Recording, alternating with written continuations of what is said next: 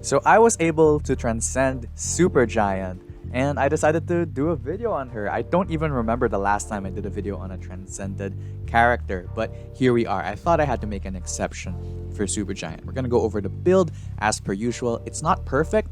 It's kind of hard to cap out her crit damage without the help of a CTP or an obelisk that has crit damage on it. And as you'll see later, I don't have one with crit damage on it currently, but the rest of the stats are pretty much where we want it to be. Ignore defense, crit rate, cooldown, it's all good there. So this is what we're going to be working with for the purposes of this video. As you can see, I tried my best to kind of cap out her crit damage by giving her these Urus. I don't have any more crit damage Odin's Blessing, so I couldn't give her any. But yeah, this is the kind of the build that we're working with, right? I've leveled up all the necessary stats. She has some pretty good abilities, which we'll get into later on in the video. No type enhancement. We have a Power of Angry Hulk stage 7 right now. Could be better, but this is just what we're rocking. So we have a crit rate, mind damage, 140 proc. I really do wish that the crit rate was crit damage, because this crit rate is kind of useless on her, which we'll get into when we discuss the skills. And we have a heroic uniform right now. And we have quite a few of the options unlocked, not all of them, and not the important ones, unfortunately. We have the Black Bolt Thanos uniforms, and we also have the Moon Knight Mr. Knight uniform. But I don't believe that we have the 5th option, which I think is Iceman? I'm not sure, I forget. But yeah, this is a pretty good looking uniform. This video is very outdated. There's no uniform sales going on right now, but I thought I just had to cover it because I believe that Supergiant is the strongest character in this update, and this is just based on what I've seen and what I've heard from people who I know who play the game.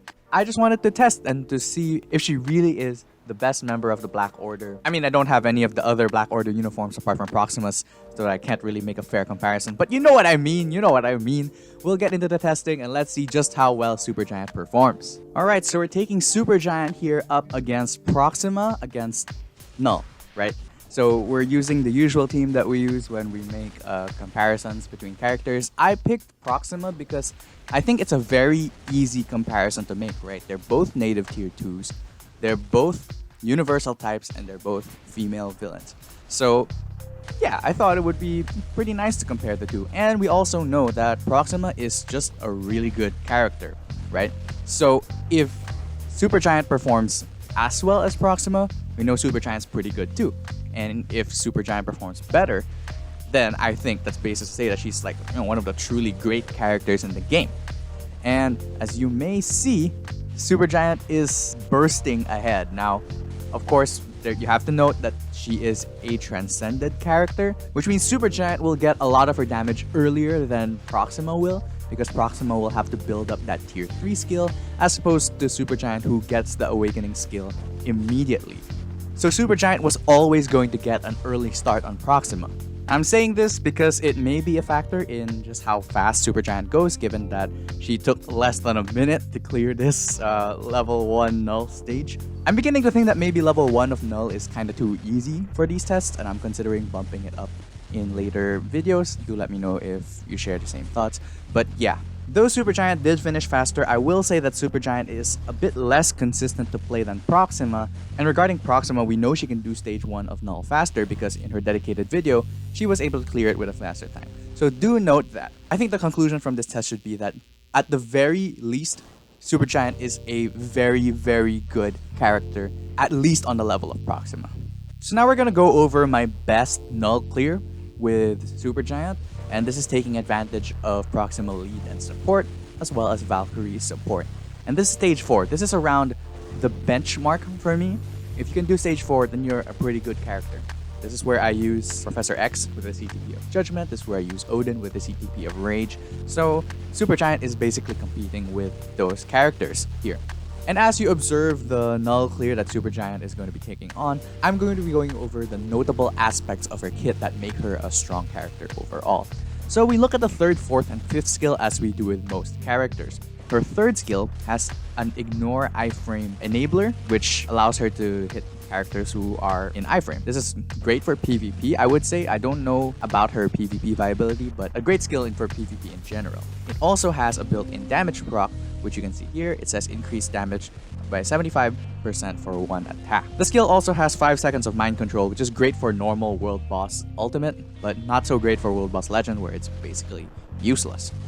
Her fourth skill is, I think, her juicy skill. She has paralysis, again useless for world boss legend, but pretty good for other game modes. All defense down decrease, again not great for world boss legend, but whatever. It's here where we see the juicy part of the skill, I would say, which increases skill damage by 50% and increases bonus damage by 50%. This is the kind of stuff you see on a tier 2 passive, and it's on a 4th skill with a 6-second cooldown. I think this is going to be where a lot of her damage comes from, even if it's not like in the skill itself. This buff will just apply to all your other skills and make them stronger. Her 5th skill is quite substantial as well. It has silence, great for ABX, a heal, great for survivability, and it also has some juicy buffs. All attack and all defense by 40%, all speed 35%, which means maybe Power of Angry Hulk isn't necessarily the best ISO 8 set on her. Crit rate by 40%, which is why you only really need 35% on Supergiant. Her Awakening skill, there's a lot of text on that, but I think just the important one to note is the accumulation, which means, she'll just hit so much harder when you use this Awakening skill. Now, something I will say about the Awakening skill is that it's rather hard to use. She takes such a huge step back when she uses it, and it's not too much of a problem sometimes when the boss is stationary, standing still and all that. But when the boss is moving around, it can kind of cause problems because you want to cancel out of the Awakening skill, but if you move too far, you just can't. There's no targeting that you can do for your other skills, so that's just rather unfortunate. I just thought it's something to note, and that's what makes her a little less consistent than someone like Proxima, who is just so easy to play. Now, other parts of her kit I want to mention are her 4-star passive, which gives her invisibility when hit, and her tier 2 passive, which has guaranteed dodge, decreases all damage received, increases all resistances, etc. These are very important because I think without these, Supergiant would be a much more squishy character. Because if you notice, she doesn't have any invincibility or immunity to all damage on her skills, and she kind of relies on these passives to survive in game. I just thought I'd mention it because these are the kind of things that may go under the radar for a lot of people. And it's a pretty interesting design choice made by the Marvel Future Fight devs regarding Supergiant's survivability. Now, I think the skill rotation that you want to follow when playing Supergiant is to cast your Awakening skill immediately, wait for the Black Order to show up, and then cancel into 5, then 4, then 3, and land your proc on the 3rd skill. You can also opt to do 4 into 5 into 3.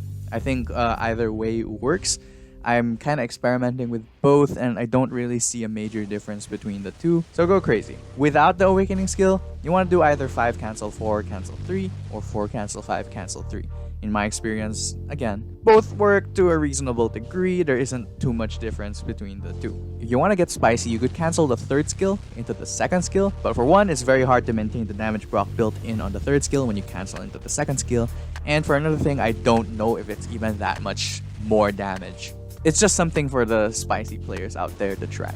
Now, I will say that this Null run should be a lot easier than I'm making it look. I made quite a few mistakes during the gameplay, so as you might be able to see, I'm kind of in a tricky situation right now. Normally, Supergiant is able to do this a lot faster, and I did have to use the skills of the other characters a few times, but you know how it is. That's kind of how I regularly clear Null anyway. It's not as if it's just 100% one character doing everything. I do rely on switching to get by, and I feel like if you don't, you're not necessarily getting the best of your Null clears. That or I'm just a terrible player. I don't know. You decide. You can see over there, that was an example of what I said about the Awakening skill. Is that you move back when you cast it, and so it can end up getting cancelled, or you might not be able to cancel into other skills, which is very frustrating, and I thought I wouldn't be able to clear the stage here because of it. But thankfully, Supergiant had enough juice to, in the end, close it out. As you can see, her regular 1 to 5 skill rotation is quite decent in terms of damage. It's not as if all of her damage comes from her Awakening skill. Yes, she does get a damage spike when she uses it, but she's not completely reliant on it. So yeah, this is the best I can do with Supergiant right now, which I think is very impressive to me. Again, stage 4 for me is a stage that characters with CTPs compete in, and the fact that Supergiant was able to clear it with a simple mind damage obelisk That's pretty impressive. And I think that really cements Supergiant as a great character in Marvel Future Fight. I think she's really up there in terms of the highest damage dealers in the game, which is really impressive considering she didn't have a uniform before this and she was like the black sheep of the Black Order, you know, ignored in Infinity War and all that. So it's great that she finally gets, you know, justice after all of these years. I think she definitely has the highest damage ceiling among all of the Black Order, given that she is a universal type. I've heard great things about Corvus and of Black Dwarf, and even of Ebony, but yeah, I don't really have the crystals or the resources to build them all up and to do like a big showcase and all that because I am poor. But yeah, you definitely can't go wrong with Supergiant. She's a great character. She has very high damage, and I highly recommend her. So, what do you think of this very late review of Transcended Supergiant? Did you get her uniform? Did you transcend her as well? What do you think of her? Do let me know what you think. I hope that this video kind of shed some light on Supergiant's power level, how good her uniform is, how good her transcendence is. And as always, thank you so much for watching.